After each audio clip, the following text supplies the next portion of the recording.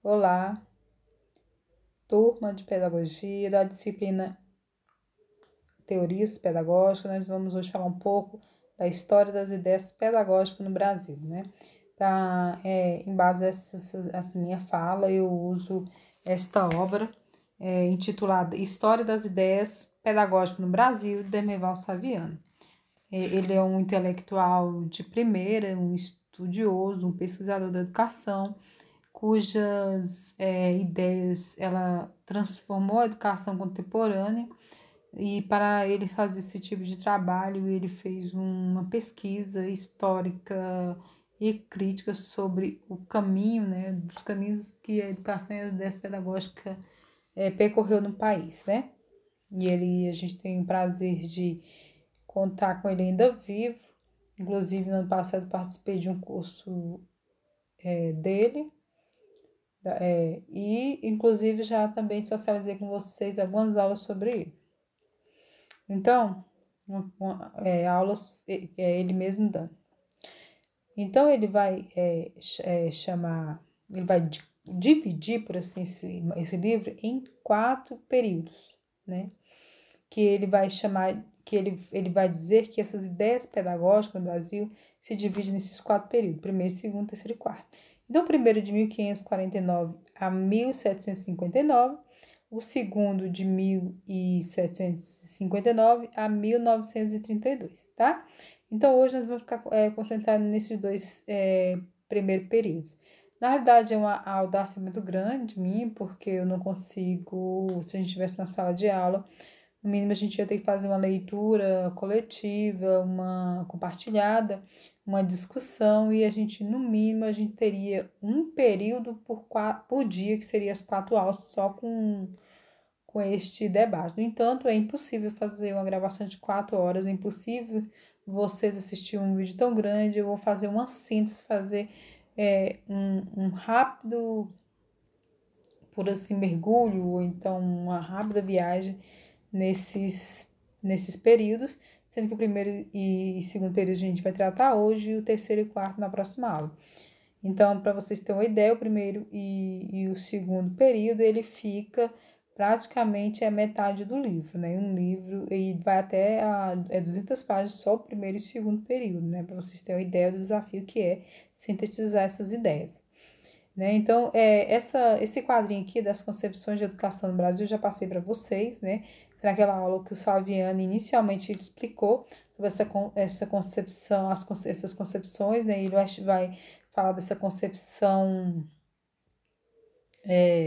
humanista e ele vai falar, por exemplo, ele separa a concepção humanista tradicional moderna, concepção analítica, a crítico reprodutivista, a dialética, né, que é a história crítica, que aqui ele é o pai, por assim dizer, dessa teoria, e a pós-moderna, né? Então ele vai falar que por exemplo, na analítica vai ter ou hora tem filosofia ou hora tem teoria, ela não tem, e prática, ela não tem uma coerência de ter filosofia, teoria e prática, né?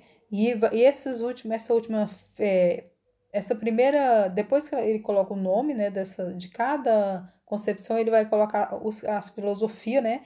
Por exemplo, a filosofia da concepção humanista tradicional, a filosofia da educação tradicional, né? E ele vai explicando a filosofia que tem cada concepção dessa. Depois ele vai falar que teoria embasa, né? Então ele vai falando que a concepção humanista tradicional ela é embasada na teoria da educação tradicional, enquanto a humanista moderna na teoria da educação nova, né? E a concepção analítica que nesse primeiro momento não tem nenhuma teoria, né? Apenas uma filosofia que vai sim depois nessa terceira linha que ele vai falar da prática, né? Então ele vai dizer que na concepção humanista tradicional a prática é tradicional, né? Na concepção humanista moderna a prática é pedagógica nova, a pedagogia nova, né? Da pedagogia nova. Na analítica a prática pedagógica tecnicista, né? Na concepção crítico-reprodutivista não há uma prática, e, e ele vai chamar que a mais completa é a que ele, né, institui, por assim dizer, que ele estuda, que ele defende. E nessa última linha, ele vai falar sobre as teorias, sobre o positivismo, fenomenologia, positivismo, MHD, que significa materialismo histórico dialético, né? E ele vai explicando como ele apresenta um quadro de como essas mudanças, concepções, elas surgem e elas vão influenciando o tipo de educação que se desenvolve no país, certo? Então, aqui são as 4 vertentes, né? Os 4 períodos, né? O primeiro, que é a vertente religiosa, totalmente religiosa, na pedagogia tradicional, e a vertente religiosa e leiga da pedagogia tradicional. Então, no primeiro momento, essa pedagogia tradicional, ela apenas tem um elemento apenas religioso, depois ela fica nesse embate entre o religioso, entre a vertente religiosa e a vertente leiga, que é a que a gente vai discutir hoje. Então, para a próxima aula, a gente vai discutir, eu apresentar a vocês a pedagogia tradicional e a pedagogia nova, né? Nesse período de 1932 em diante, até 1969, e depois da concepção pedagógica produtivista, que vai de 1969 a 2001. Então, vamos lá. Primeiro período, de 1549 a 1759, o monopólio da vertente religiosa da pedagogia tradicional. Então, é dividido aí nesses 2 períodos, que é a pedagogia brasílica, né, o que é também chamado por ele de período heróico, e no segundo momento, a institucionalização, a minha língua enrola quando eu vou falar essa palavra, da pedagogia jesuítica, né? Então, ela que vai de 1959 a 1759. Então, monopólio da vertente, né, religiosa, essa parte é a parte onde nessa pedagogia tradicional predomina, né, prevalece a vertente religiosa, certo? Então, isso significa que é o quê? Que é a igreja intimamente ligada à escola, à educação, por assim dizer, né? Então, ele vai apontar a pedagogia brasileira, ele fala, brasileira, ele vai aponta inicialmente a educação indígena, ele vai falar da colonização, né, desse período de colonização no país, em que os índios, eu acho muito interessante que ele vai trazendo os elementos da educação indígena, né? E tem uma coisa que me chama muita atenção, que eu gostaria de socializar com vocês, é quando ele fala, por exemplo, ele vai falando de como é que essa educação indígena dos jovens, né, e dos mais adultos, né, por eles mesmos ali na tribo, o que era importante, né?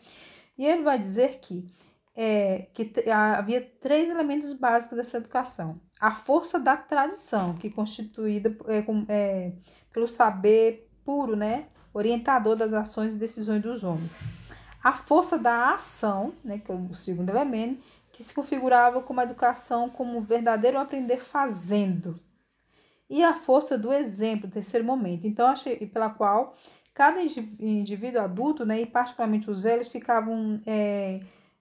eles tinham a necessidade de considerar as ações, né, como modelares, entendeu? Então, por exemplo, eu, enquanto mãe, eu tinha, para além de dizer, né, de educar, eu tinha que mostrar, por meio do exemplo, como é que essas coisas que eu estava ensinando, teria necessidade de eficácia na vida real, né?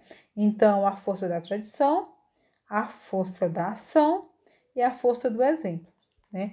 Eram marcas muito importantes dessa educação indígena, né? Então, a pedagogia brasílica, é a denominação dada à orientação que os jesuítas procuraram implantar ao chegar no Brasil em 1549, sob a chefia do padre Manuel de Nóbrega, né? Então, esse padre aí, ele teve um grande impacto na educação nesse momento que se desenvolveu no Brasil colônia, juntamente com o governador-geral Tomé de Souza. Para tanto, Nóbrega elaborou um plano de estudo que se iniciava com o aprendizado de português para os indígenas, né? Prosseguia com a doutrina cristã e a escola de ler e escrever. Então, ele tinha um objetivo. Ele tinha... inicialmente, ela tinha essa conotação cristã, né? De catequizar os índios e ensinar a língua portuguesa para os índios, né? Então, o plano iniciava-se com o aprendizado do português, né, para os indígenas, prosseguir com a doutrina cristã, a escola de escrever, né? Opcional também canto, música instrumental, né?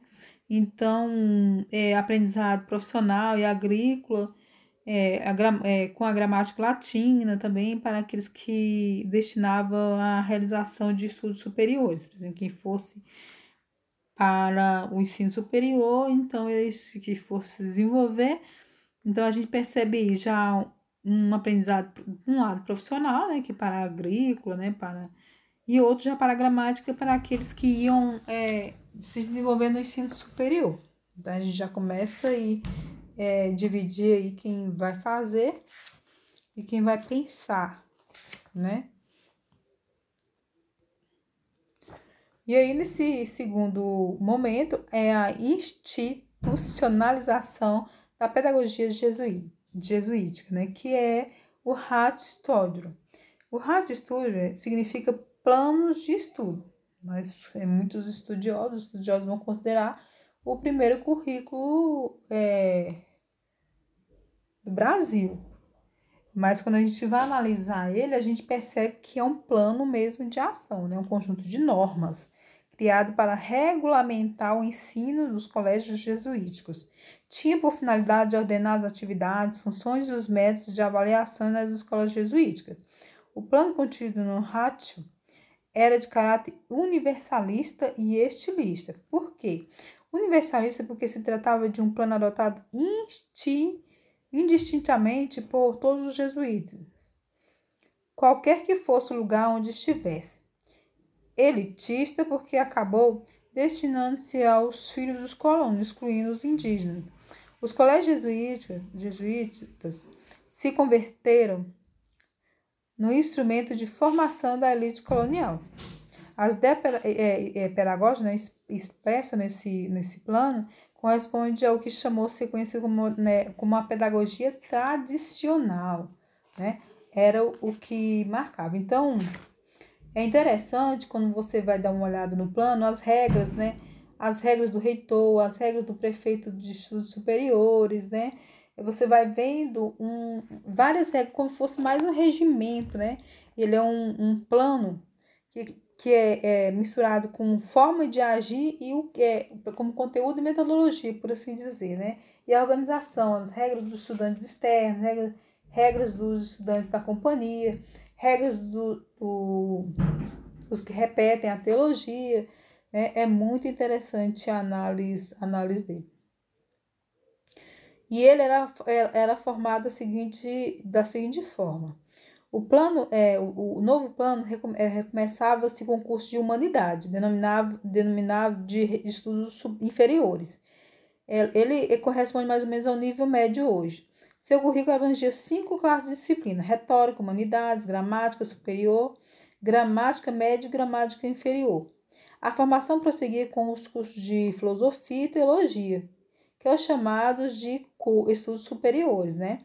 O currículo filosófico era previsto para a duração de 3 anos, né? Então era primeiro, segundo e terceiro ano. Enquanto no primeiro ano tinha lógica, introdução às ciências, no segundo ano tinha estudava o cosmos, né? A cosmologia, a psicologia, física e matemática. E no terceiro ano se estudava psicologia, metafísica e filosofia moral. Esse era a forma de organização vamos supor assim, ensino médio e ensino superior, dentro desse plano de estudo, né? Então, ele é considerado ele é considerado, né, o primeiro currículo, né? E aí que vocês vão entender, por exemplo, eles vão falar por exemplo, quando você pensa na orientação pedagógica, na coordenação pedagógica que nós temos hoje nas escolas, ela nasceu aí como uma forma de supervisão educacional, entendeu? Então, as coisas que a gente percebe hoje, a organização de muitas coisas que a gente percebe hoje é de experiências anteriores.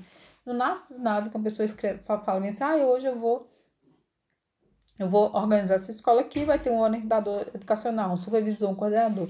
Então, vocês vão ver aí que 1500, nessa época ainda, né, e lá para 1600, 1700 já tinha esse plano já com essas diretrizes, certo? Nós vamos para o segundo período. O segundo período ele vai acontecer de 1759 a 1932, que é a coexistência entre as vertentes religiosas e a lei. Então, é aquela tensão entre um movimento entre se manter as tradições e avançar, né, ao mesmo tempo. Então, sempre quando a gente chega nesse período é uma confusão, no sentido assim, é complexo, porque gera conflitos, né, entre as pessoas, entre os estudantes, entre a própria sociedade. Então, valendo lembrar que esse período, ele não é um período, por exemplo, hoje anoiteceu em 1959, mas anoiteceu em 1758, anoiteceu como segundo período, e em 1759, em janeiro, nasceu o segundo período. Essas coisas, não é assim que esses períodos funcionam. Esse período funciona mais ou menos porque precisa ter uma demarcação para facilitar o estudo. No entanto, é muito importante que se compreenda que essas características fazem parte desse período como tendências mais fortes, mas não que significa que exatamente morreu uma teoria na noite, nasceu na outra manhã nasceu uma outra vertente, certo?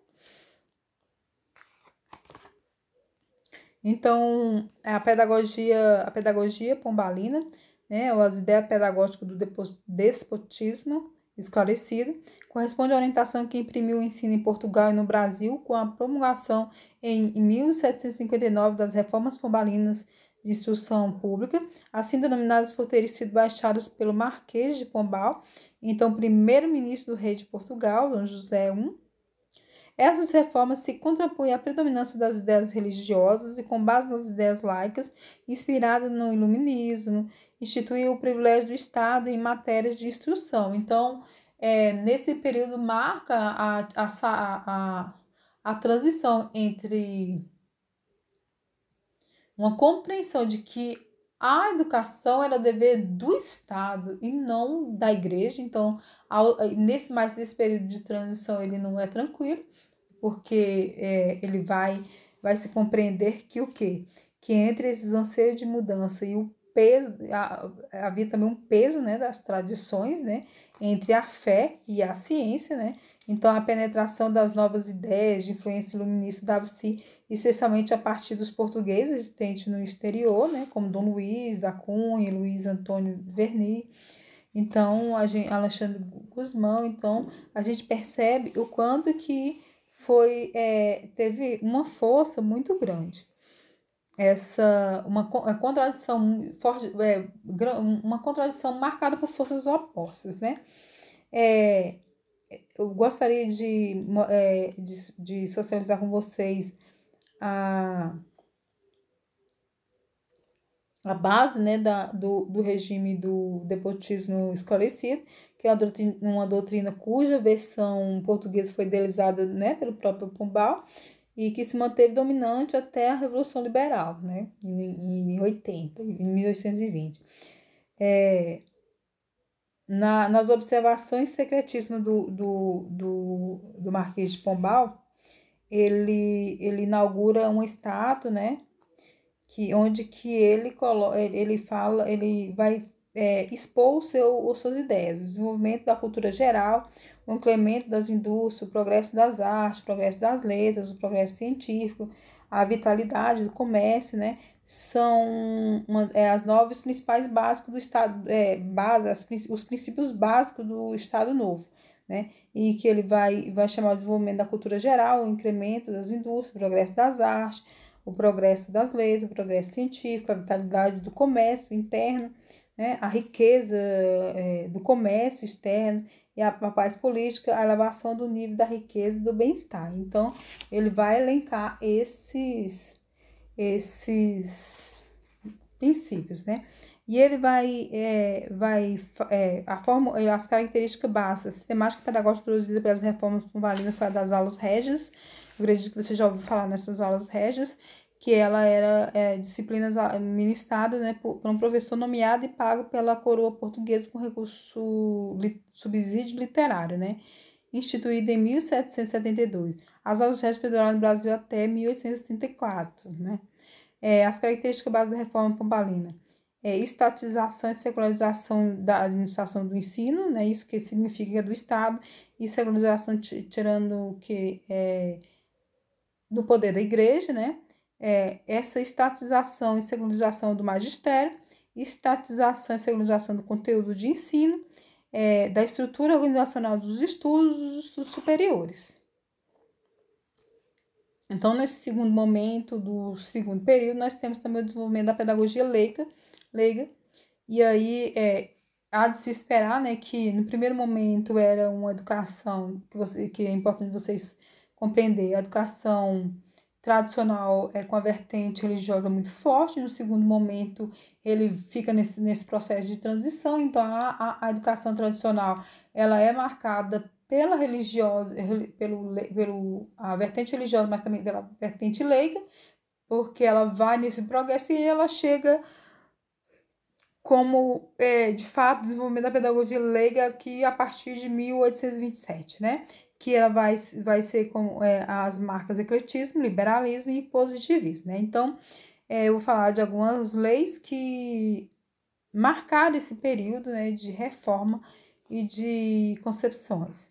Lei de 15 de outubro de 1827, que determinava a criação de escola de primeiras letras. Foi a tentativa de garantir o acesso aos rudimentos do saber, que a modernidade considerava indispensável para afastar a ignorância, né? O método de Lancaster, que os alunos de toda uma escola se dividem em grupos, que ficam sob a direção imediata dos alunos mais adiantados, os quais instruem os seus colegas na leitura, escrita, cálculo, catecismo, do mesmo modo como foram ensinados pelos mestres hora antes, né? Então, os alunos, vão supor assim, mais desenvolvidos, ajudava os que tinham mais dificuldade, por assim dizer, né? Então, numa ajuda mútua ali, num trabalho mútuo. Então, a gente percebe hoje os trabalhos de grupo baseado, né, nesse método. Então, ainda nós temos aí, vale destacar o ato adicional de 1864, que transferiu a incumbência de cuidar das escolas primárias e secundárias para os governos das províncias, né? A reforma de Couto Ferraz, em 1859, que torna obrigatório o ensino primário, a ideia de um sistema nacional de ensino centralizado nas decisões, derramamento das luzes por todos os habitantes, currículo básico, formação docente na prática, né? Formadores e professores adjuntos, educação voltada para a prática. Então, quando a gente vê a formação docente na prática, a gente começa a nascer aí os primeiros indícios do estágio, né? Decreto 7.247, de 19 de abril de 1879, conhecido como Reforma Leão de Carvalho, mantém como obrigatório o ensino primário, né, de 7 a 14 anos, assistência do Estado aos alunos pobres. Organiza a escola primária em 2 níveis com um currículo semelhante. Subversão das escolas particulares, fortalecimento das escolas normais, né, escolas normais, escolas de formação de professores. Então, vale destacar ainda nesse período o método intuitivo, esse procedimento pedagógico conhecido também como lições de coisas, foi concebido com o intuito de resolver o problema da ineficiência do ensino, diante da sua inadequação às exigências sociais decorrentes da Revolução Industrial, que se processaram entre o final do século XVIII e meados do século XIX.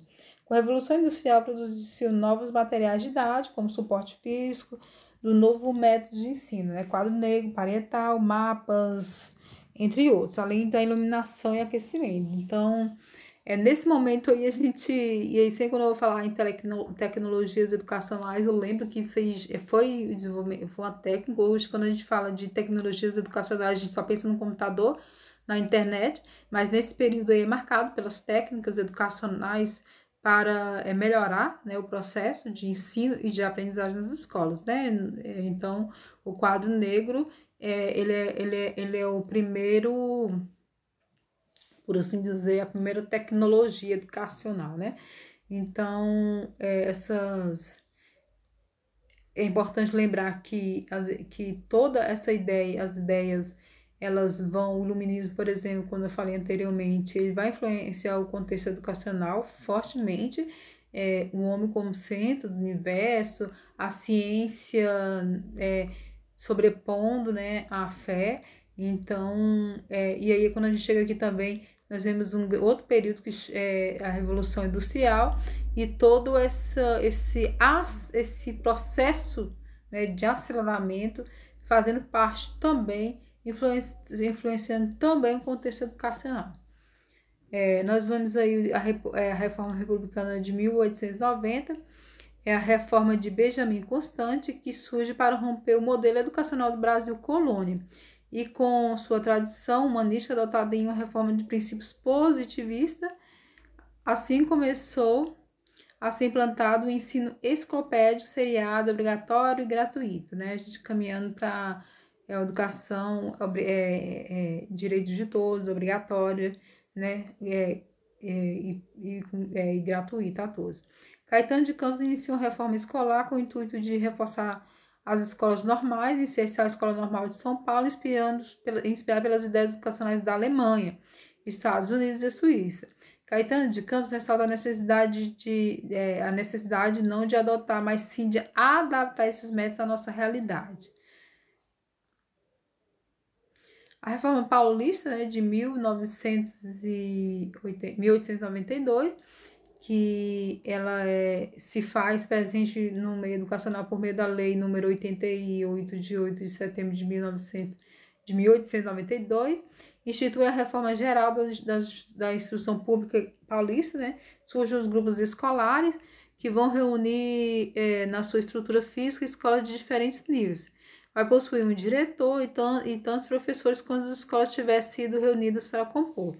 A gente percebe esses grupos escolares, por exemplo, se vocês forem andarem nas fazendas hoje em dia, vocês vão perguntar, alguns prédios, ainda existem alguns prédios, a gente chama de prédio assim, não, mas algumas casas, por assim dizer, que que as pessoas ainda chamam grupo escolar. Então, grupo escolar. Então, lá no Pouso Alto tem o grupo escolar. Quando eu cheguei lá no Pouso Alto, ainda dei aula no grupo escolar. E aí, nesses dias, fazendo a rota de alunos na fazenda, eu também presenciei, assim, alguns já bem acabados, Alguns grupos escolares, que ficou conhecido, Então, é isso, gente. Aí, na próxima aula, a gente vai falar sobre o terceiro período, Que ele vai de 1932 a 1969, a predominância da pedagogia nova. Então, ela é dividida nesses três aqui. Então, eu gostaria que vocês se interessassem em estudar, em procurar, tentar compreender e relacionar o primeiro período e o segundo período com o terceiro, tá bom? Na próxima aula também a gente vai falar sobre além do terceiro, o quarto também, que vai, se vocês têm, vou lá rapidinho no final do...